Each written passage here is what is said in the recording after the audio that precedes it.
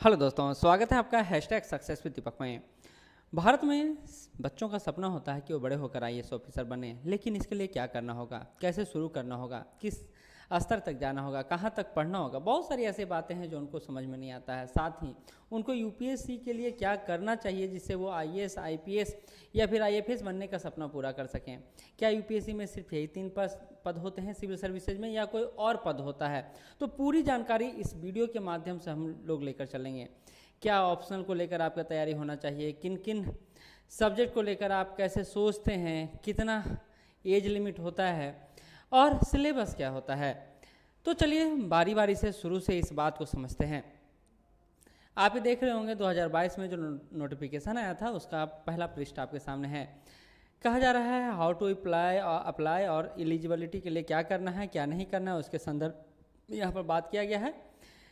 शुरू करने से पहले वीडियो मैं आपको बता दूं कि अगर आप एक संस्थान खोज रहे हैं बिहार में कि आप वहाँ यूपीएससी या बीपीएससी का तैयारी करें, तो आप हमारे साथ चल सकते हैं फाउंडेशन बैच के साथ। 2022, 23, 24 के संदर्भ में हम लोग यहाँ फाउंडेशन बैच लेकर चल रहे हैं यूपीएससी और बीपीएससी के संदर्भ में। साथ ही हम लोग जो 12 क्लास पास कर गए बच्चे हैं या फिर graduation first year second year में बच्चे हैं, उनके लिए भी फाउंडेशन बैच लेकर चल रहे हैं। तो आप हमसे जुड़ सकते हैं इस दिए हुए नंबर पर कॉल या व्हाट्सअप करके। नंबर आपको नीचे दिख रहा होगा 9334710148 8986255914। तो ये नंबर है 3, आप इस पर कॉल या व्हाट्सअप कर सकते हैं। चलिए अब आते हैं। मैंने बोला कि आप सिविल सर्विसेज, जो यूपीएससी का सिविल सर्विसेज का एग्ज़ाम होता है, उसमें कई सारे पोस्ट होते हैं। जिसमें पहला आप इंडियन एडमिनिस्ट्रेटिव सर्विस यानी आईएएस की बात कर रहे हैं, दूसरा इंडियन फॉरेन सर्विस और तीसरा इंडियन पुलिस सर्विस। इन तीनों पोस्ट को तो हम लोग शायद जानते ही हैं, लेकिन इसके अलावा भी कई सारे पोस्ट हैं, जैसे इंडियन ऑडिट और अकाउंट सर्विस ग्रुप ए का, Indian civil account service group A का पोस्ट है, Indian corporate law service group A का जॉब है। ऐसे ही आप देख रहे होंगे Indian defence account service, Indian defence state service, Indian information service junior grade A, Indian postal service, Indian PNT account and finance service group A. यानी आप ये समझ लीजिए सारा ग्रुप ए का जो पोस्ट है के सेंट्रल लेवल पर वो यूपीएससी से ही फिल किया जाता है। आप यहाँ पर देख रहे होंगे arm forced headquarter civil services group B. तो यहाँ ग्रुप बी का भी कुछ पोस्ट है, आपको जो दिखेगा ये लास्ट में 4 पोस्ट जो है वो ग्रुप बी का है, बाकी सारा पोस्ट ग्रुप ए का है। यानी ऑफिसर ग्रेड का एक पूरा पैकेज आपको यूपीएससी का सिविल सर्विसेज एग्जाम देता है। चलिए आगे बढ़ते हैं। एक और क्वेश्चन पूछा जाता है, sir Indian forest service IFS का जो एग्ज़ाम होता है वो भी क्या यूपीएससी कंडक्ट कराता है? तो बिल्कुल यूपीएससी ही कंडक्ट कराता है।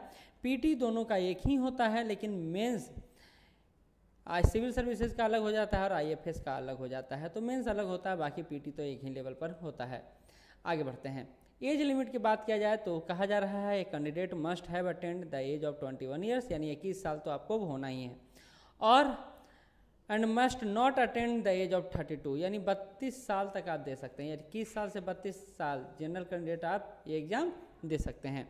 बात किया जाए अगला रिलैक्सेशन, जो एज रिलैक्सेशन मिलता है उनके लिए, तो कहा जा रहा है up to maximum 5 years if a candidate belong to a.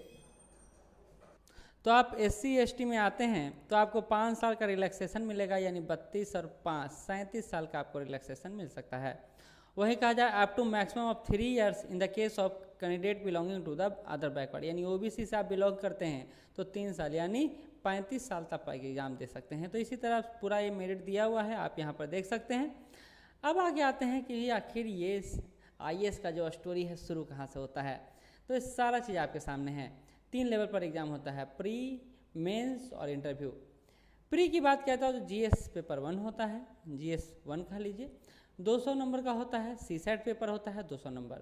तो 400 नंबर का आपका पीटी का एग्जाम होता है। एक जीएस पेपर जो होता है इसी के आधार पर आपका मेरिट बनता है, लेकिन सीसेट में सिर्फ पास करना आपको होता है, यानी क्वालिफाइंग मार्क्स होता है सीसेट पेपर में। पीटी की बात हो गई। मुख्य परीक्षा की बात किया जाए तो एक क्वालिफाइंग पेपर होता है, फिर जीएस पेपर होता है, फिर वैकल्पिक विषय होता है, यानी 3 लेवल पर यहाँ भी एग्जाम होता है। क्वालिफाइंग पेपर की बात किया जाए तो एक इंग्लिश का पेपर होता है जो 300 नंबर का होता है, जिसमें पास करना होता है। लैंग्वेज में आप हिंदी लैंग्वेज ले सकते हैं, कोई भी अदर लैंग्वेज भी ले सकते हैं, 300 नंबर का होता है जिसको पास करना होता है। मेन स्टोरी शुरू होता है यहाँ से जहाँ से मेरिट लिस्ट बनता है, यानी जीएस से। निबंध होता है, 2 निबंध लिखना रहता है, 250 नंबर का होता है ये। GS paper 1, GS paper 2, GS paper 3 और जीएस पेपर 4, यानी 4 जीएस का पेपर होता है, यानी पूरा मिला के